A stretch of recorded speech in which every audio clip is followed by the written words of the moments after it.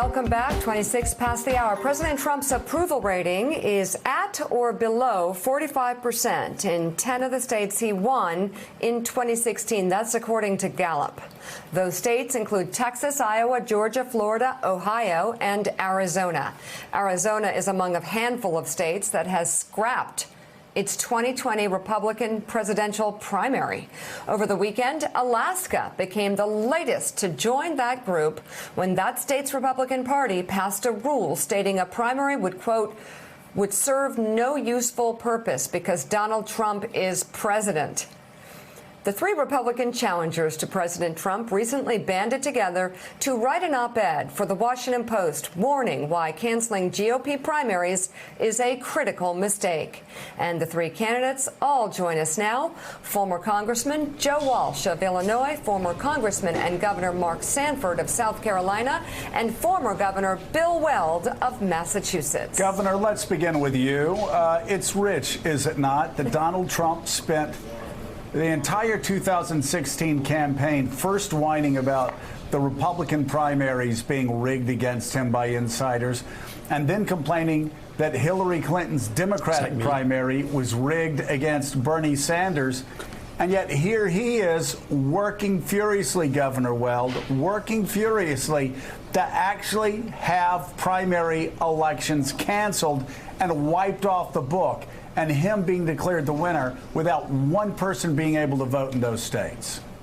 Well, obviously, canceling primaries undermines democratic institutions and democratic elections, but that's far from the deepest crime that the president has committed here. He's now acknowledged that in a single phone call, right after he suspended $250 million of military aid to Ukraine, he called up the president of Ukraine and pressed him 8 times to investigate Joe Biden, who the president thinks is going to be running against him.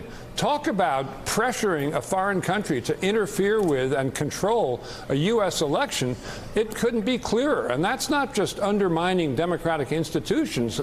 That is treason. It's treason pure and simple. And the penalty for treason under the U.S. Code is death. That's the only penalty.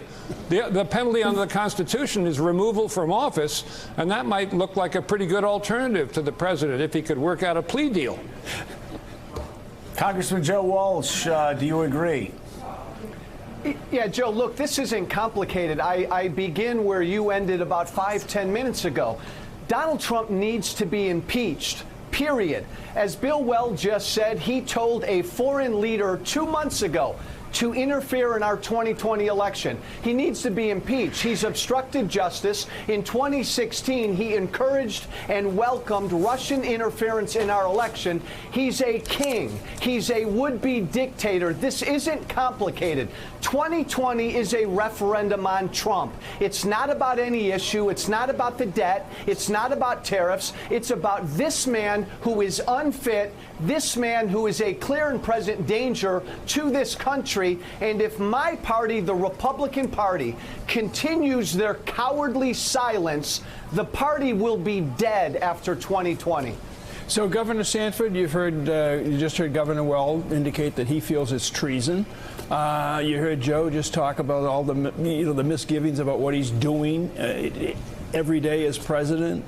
So, my question to you is, why so many of your former colleagues in the House of Representatives and governors, Republican governors around the country who you know, Republicans who you know, why do they sell their souls to silence rather than standing up for the United States of America? Well, I mean, let's just say the obvious, which is the name of the game is staying in the game for a lot of people in politics. And so everybody's drawn their own line in terms of where they are on that particular debate. And I think you know where the three of us are on this larger debate. And I'd go back simply to the op-ed, which is, at the end of the day, holding elections, I mean, holding or not holding elections is the key to making a democracy and a republic work. And the idea of the Republican Party now being the party that is about disenfranchisement in terms of voter involvement, I think is a really bad signal to be sending. And I think that this idea of disbanding elections is also bad just from the standpoint of producing better candidates. I mean, the idea of football teams in South Carolina saying, tell you what, we're not going to practice this week, we're not going to scrimmage, we're just going to save our energy for the game on Friday night, would be viewed as crazy by a coach. And yet that's exactly what the Republican Party is doing in South Carolina, where they said, we're just going to hold on to everything, we'll just wait till next November. Well, guess what? You got a whole lot of candidates on the Democratic side scrimmaging and playing awfully hard, getting ready for that game come November next. Governor Michael Steele here. Good to see all of you gentlemen. And I want to throw it on the table, but starting with Governor Sanford. The RNC, coupled now with the various states, to the point you were just making, have decided to start to shut down the primary process. Are you or all three of you prepared to take legal action, another bring some legal recourse to the conversation on behalf of yourselves and the primary process, how citizens are being disenfranchised from the process on a larger scale by beginning to shut down the effort to go out and vote for any one of you? I mean, it's a competitive process. Sure. I actually held a series of press conferences across South Carolina on last Monday, and I talked about, wait a minute, you know, not only is it about disenfranchisement, this is ultimately about something a whole lot simpler, which is it doesn't make any sense. I mean, in the world of politics, if you have a chance to pick up an alleged 80 or 90% win, which is what the Trump campaign suggests they have in terms of lead, you take it, particularly if it's the first and South primary, which South Carolina is. Instead, they're canceling it. It just doesn't make any sense. It says to a lot of folks that Trump support is a mile wide and an inch deep. And so, yes, I'm going to look at any and all options to answer your question.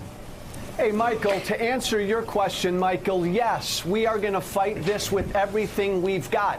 This is about disenfranchisement. This isn't Russia. This isn't China. You just can't cancel elections in the United States of America, but that's what Donald Trump is doing. And make no mistake about it, Michael, this is Donald Trump telling the Republican Party bosses what to do, because the Republican Party bosses, the Republican Party establishment, all they want to do is wash their dictator's feet every doggone day. I go back to what I've said before. This president needs to be impeached. That's on the table right now. The Republican Party needs to have the courage to do what's right. Governor Weld, you went a little bit further than just impeachment in your prior comments, and I just want to continue with that a bit. You said that Donald Trump has committed treason, and the penalty for treason under American law is death. What's the legal framework here? Have you looked into this? How do you see this proceeding? Well, the legal framework is under the U.S. Criminal Code. The only penalty for treason is death. It's spelled out in the statute.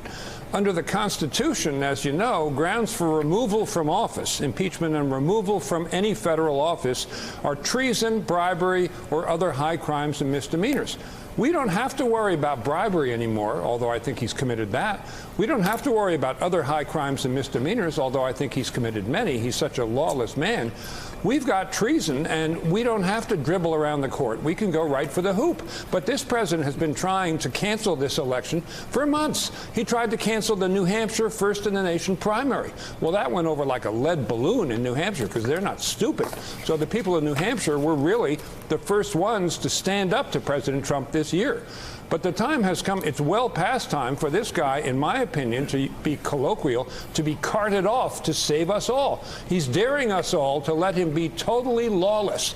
He has no respect for the law. He doesn't understand the law. He has no knowledge base under any issues. Why do we want this man as president of the United States? I don't get it. And now the path is clear. It's a whole new level, and we have to count noses among the Republicans in the Senate.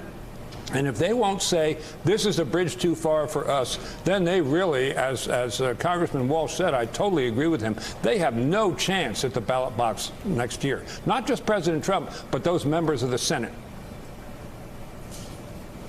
All right, Mark Sanford, William Weld, and Joe Walsh. Wow. Thank you all so much for being with us. Thank we you, really Joe Meek. appreciate this joint interview. Up next, judging by the principles held up by Mike Pence over decades, he wouldn't be standing for any of this. So how does the vice president rationalize his service to Donald Trump? We'll talk to the author of the new book, Piety and Power, straight ahead on Morning Joe. Thanks for checking out MSNBC on YouTube, and make sure you subscribe to stay up to date on the day's biggest stories. And you can click on any of the videos around us to watch more from Morning Joe and MSNBC. Thanks so much for watching.